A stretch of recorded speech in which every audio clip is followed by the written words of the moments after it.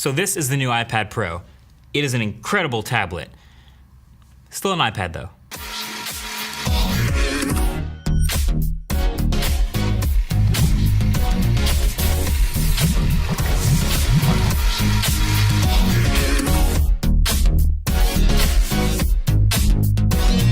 Hey, what is up guys, I'm KBHD here, and let me just spoil this whole thing for you right off the top.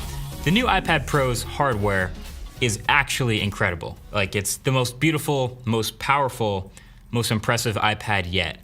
But thanks to iOS 12, it's just that. It's just an iPad. It's not any closer to replacing my laptop use. It's not any more likely to be my main computer, but it's easily the best iPad ever. Okay, let me show you what I mean. So this iPad Pro looks like one of those renders of what people in the past imagined a tablet would look like before the iPad existed. It's crazy thin, it's 5.9 millimeters, completely flat. It has an incredible, nearly bezel-less display, somehow has huge, really impressive speakers, and super powerful solid-state insides. So right off the bat, there's an 11-inch or 12.9-inch version, and there's a space gray or silver. I will say the smaller one is much more reasonable, and I think it's the one most people will get. But I'm a big screen person, so here I am with the crazy big 12.9-inch iPad Pro. And I prefer space gray, but that's up to you. And it's just a marvel to hold. Like, there are pretty sharp edges all the way around, but I love that. It's boxy like the iPhone 5S was. It stands up on its own, and it's so light. The weight distribution is so even throughout the whole slab that you can hold it with a single finger in the middle of the Apple logo. All of this means it's really easy to hold. The edges are kind of sharp, like I said, and they can maybe dig into your hands a bit if you're holding it for a long time with the heavier iPad, but even that is rare. Battery, I thought would suffer from it being so thin. Nope, this tablet has A+ battery life again, and the speakers on either side, they have precision milled holes that I just think look really good. And yet again, the drivers are loud, they're far enough apart for stereo effect, they just somehow keep getting better. The camera on the back is the same as the iPhone XS and XR, and the bump is pretty big because the iPad is so thin, but it's way over in the corner so my hands never really accidentally touch it or anything, and the tablet is so big and so flat that it actually doesn't really affect the whole lying down flat on a table thing. It still doesn't rock back and forth. I guess if I had to pick something that I don't like about the design, it would be actually the extra antenna lines on the cellular version, which I picked. They're just not symmetrical, they don't look very even. Just a little off looking, little extra. The Wi-Fi version has antenna lines too, but there's not as many. But I'm never looking at the back of the iPad anyway, so it doesn't really bother me. Oh, and no headphone jack, of course. But you already know how I feel about that. This is Apple we're talking about here, and I'm kind of already on that wireless life anyway. Anyway, I have like little hopes now of a new iPhone next year, kind of looking like this, like being really squared off and boxy, but then pushing the display to the edge. I don't know. It probably won't happen if they want to keep wireless charging, of course, but I still would love that. So clearly, I like the outside, the aesthetics, the feel in the hand, it's awesome hardware. And on the inside, it gets even more impressive. First of all, there's no fingerprint reader, no home button, since the bezels are so thin, but there is the whole suite of Face ID sensors in the iPad Pro. And they work now in any orientation, so you can be portrait, landscape, upside down, no matter what, it works, which is helpful because the fact that the front of the iPad is so uniform makes it easy to forget which way is the top. Sometimes you grab it and you try to unlock it and your hand is covering the sensor since the bezel's so thin, but it just points a little arrow and tells you you're covering the sensor, so you can unblock it and then you're in. And the display is, again, easily not just one of the best in any tablet, but one of the best screens I've ever used. It's the 120 Hertz IPS LCD, super accurate colors, great viewing angles, ultra responsive and smooth, and very bright when you need it. True tone there also if you want it, and the anti-reflective coating is great. So Face ID is good, the display is about as good as it gets, and then the specs. Now, you've probably heard me say before about Apple products, the numbers don't really matter as much, and that's still true here, but let me give you this. A12X Bionic is absolutely incredible. It is the fastest chip I've ever seen in a mobile device. If you've seen Geekbench scores, that's been pretty popular lately. It's benchmarking faster than many laptops, rivaling the 15-inch MacBook Pro. It has 4 gigs of RAM, and for some reason the 1 terabyte iPad has 6 gigs of RAM. But generally, performance is just really good, from multitasking to flying through apps, productivity, photo editing. It's all fast and fluid. It's A+ performance, just like the previous iPad Pro, but now you have headroom for days. Like, it's more about being future-proof.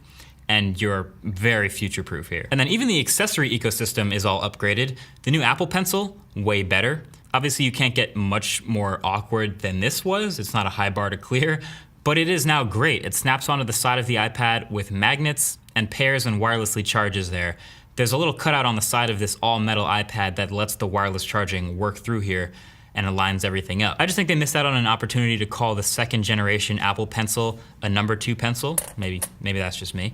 Anyway, there's also now a new thinner folio case and a new keyboard case as well. These aren't things I use very much. I do sometimes have the folio on, and they now connect via magnets throughout the whole back of the iPad, and they line up really quickly and snap into place, which makes them easy to put on and take off, but sturdy while it is connected. So here's a fun visual. I showed this on Twitter.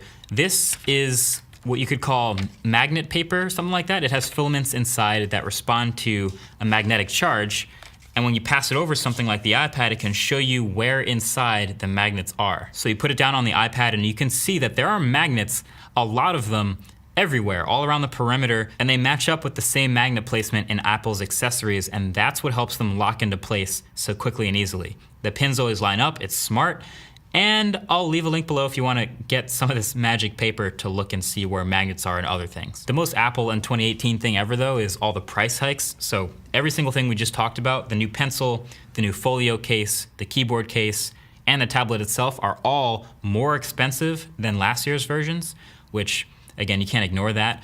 But you could also argue these all work so well together, better than any third-party version, that's why people, including myself, keep buying these. So what's the holdup? iOS 12. And it's weird to say because iOS 12 is great. It's the best version of iOS yet by a lot, and it's my favorite. But on this hardware, it leaves a lot to be desired. Like, don't get me wrong, it's an incredible iPad. But every year when the new iPad Pro comes out, we revisit this conversation of, can this replace my laptop? Can it be my primary computer? You know, it's a better performer now. It's benchmarking higher than my old laptop. It's got more storage than a laptop. It has a better display. It's a touchscreen. It's 120 hertz. It's more expensive.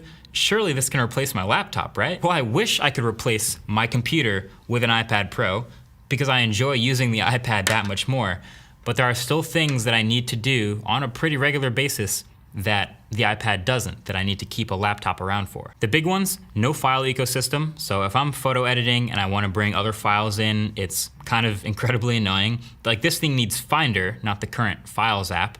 And I'm a YouTuber, I want to be able to go to the YouTube for Desktop site and then go into the YouTube Studio and go through analytics and studio features that way. Mobile Safari will not let me. It kicks me out into the YouTube app every single time. Same with Google Drive. There is a Google Drive app, but I want the desktop app with all the desktop features and the desktop UI, and I can't do that in the default browser. There's no trackpad or mouse support in iOS at all. So the keyboard works great if you have one, but you can plug in any mouse in the world and it won't do anything. And then the USB-C port you'd think would unlock a world of possibilities of connecting all kinds of accessories and being able to talk to them through the iPad. First of all, Thunderbolt accessories don't work at all like they would on a laptop. Only USB Type-C does. So you can plug in a display, for example, but this is something you could already do with Lightning, and still all it will do is mirror the display, but now it's up to 5K. So the closest I can get to my ideal scenario, at least with creative stuff on the iPad Pro, is photo editing actually. So my camera of choice is the Hasselblad X1D. It has a USB Type-C port, so when I plug it in to the iPad Pro, nothing happens. It just starts charging the camera. So while that's a letdown, I basically will have to take the SD card out, and I have a USB-C to SD card adapter. I plug that in, then I get to import the file. It goes into Photos, I can bring that into Lightroom, and then I can do all my edits with the raw file. And editing on the iPad Pro is easily my favorite way of editing photos with the pencil, with the awesome 120 hertz display. It's great, but that's exactly what I could do with the Lightning port before. In fact, there's virtually nothing really new that I can do with the USB-C port on the iPad Pro that I couldn't already do with a Lightning adapter. All I'm doing is getting rid of the dongles, and I love that I don't need a $40 Lightning dongle anymore, but thanks to iOS, it doesn't mean as much now as I think it could in the future. So basically, this iPad Pro, the hardware, like I've said, it's crazy, it's great. It's better than a lot of laptops. It's better than Apple's cheapest laptops, actually. But it's definitely still an iPad. It does all the same things that the previous iPad Pro did, just better. And that is like a textbook, like, great thing to say about a product. It's It's all better than what it did last year.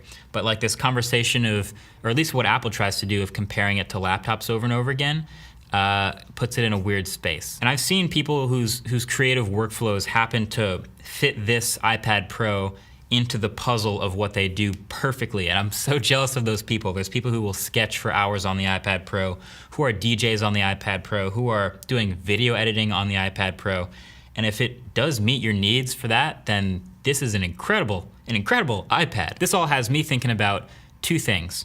One, maybe iOS 13, when that comes out, will really turn the iPad into its true form, its final form. It'll unlock the USB-C port to do way more things. It'll have better file management. It'll do all these things to get it closer to a main computer, maybe. And two, when is Apple gonna start putting their incredibly powerful chips in Macs, like in the new MacBook Air, which is running a slightly underpowered Intel chip? Maybe that's coming in the future sometime soon, maybe. But until then, this is just the greatest iPad ever. Thanks for watching. Talk to you in the next one. Peace.